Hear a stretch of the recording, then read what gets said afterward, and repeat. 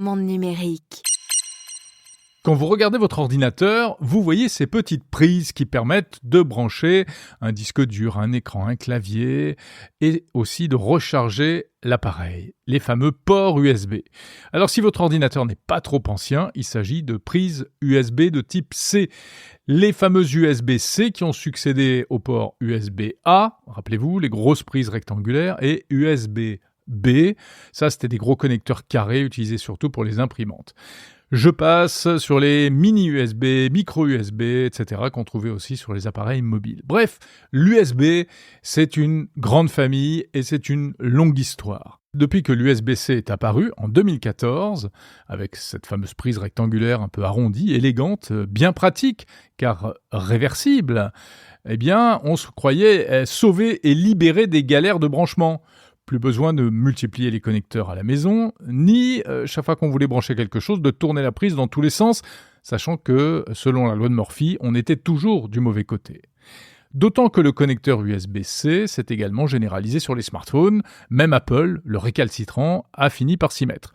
Bien forcé, il faut le dire, par l'Union européenne. Bref, on se croyait tiré d'affaire et entrer, cette fois, dans un monde de bisounours. Eh bien, sauf que pas vraiment, car en réalité, ces prises USB-C qui se ressemblent ne sont pas toutes les mêmes. Elles ont chacune leurs caractéristiques. Théoriquement, c'est formidable car ça permet de faire plusieurs choses, une prise USB. À la fois de transférer des données, par exemple si on branche un disque dur, de transférer de l'image, si on branche un ou plusieurs écrans, et aussi, et ça c'était génial lorsque c'est apparu, de recharger l'appareil. C'est la magie de l'USB-C. Un seul connecteur à tout faire, 3 en 1. Mais la promesse initiale a été un peu dévoyée. Dans la pratique, ça a dérapé. Et aujourd'hui, eh bien, il existe en réalité plusieurs USB-C. Et malheureusement, on ne le sait pas toujours et on ne le voit pas toujours. Car en apparence, ce sont les mêmes câbles, les mêmes prises. Je parle à la fois du connecteur mâle et du connecteur femelle qui est sur votre ordinateur. Mais en réalité, il existe plusieurs types d'USB-C. Alors, ce qui peut varier tout d'abord, c'est la vitesse de transfert des données, car certaines prises sont limitées à 5 gigabits par seconde, d'autres à 10, 20, 40 ou même jusqu'à 80 gigabits par seconde. C'est pour ça d'ailleurs qu'il existe en réalité 2 types d'USB-C, le type 3 et le type 4. Et oui, c'est plus drôle si on divise une catégorie en sous-catégories, comme ça on est sûr d'être bien embrouillé. Ensuite, il y a la question de la vitesse de rechargement électrique, qui elle aussi peut varier d'un ordinateur ou d'un smartphone à un autre. Seuls certains équipements, par exemple, acceptent la recharge rapide. La limitation est principalement du côté de l'ordi ou du smartphone, mais elle peut aussi dépendre du câble lui-même.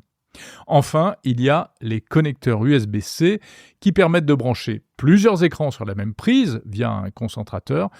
Ce sont les prises de type 4, par exemple. Et celles qui n'acceptent qu'un seul écran, ce sont les prises de type 3. Bref, derrière cette petite fiche en apparence anodine et toute mignonne, se cache en réalité un fouillis de caractéristiques et de performances variées auxquelles, avouons-le, plus personne ne comprend rien.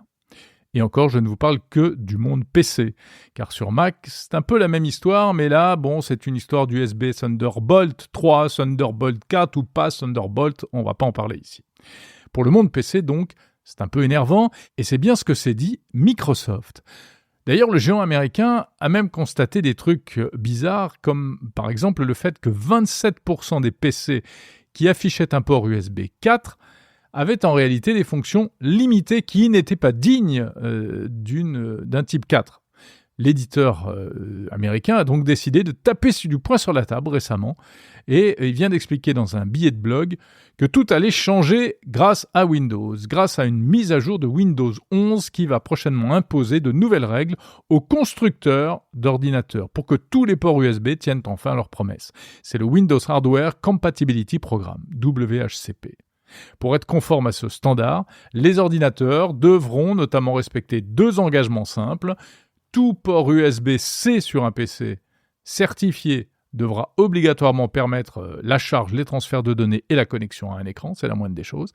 Et tout port annoncé comme USB 40 gigabits par seconde, c'est-à-dire du type 4, devra aussi pouvoir gérer un double affichage en 4K. Avec cette nouvelle contrainte, les vrais faux ports USB-C, donc ceux qui étaient un peu bridés, devraient peu à peu disparaître du marché pour le plus grand bonheur des consommateurs. Et on pourra ainsi brancher ce qu'on veut sans s'arracher les cheveux pour essayer de comprendre pourquoi ça ne marche pas. Bref, la promesse d'un port véritablement universel devrait enfin devenir réalité.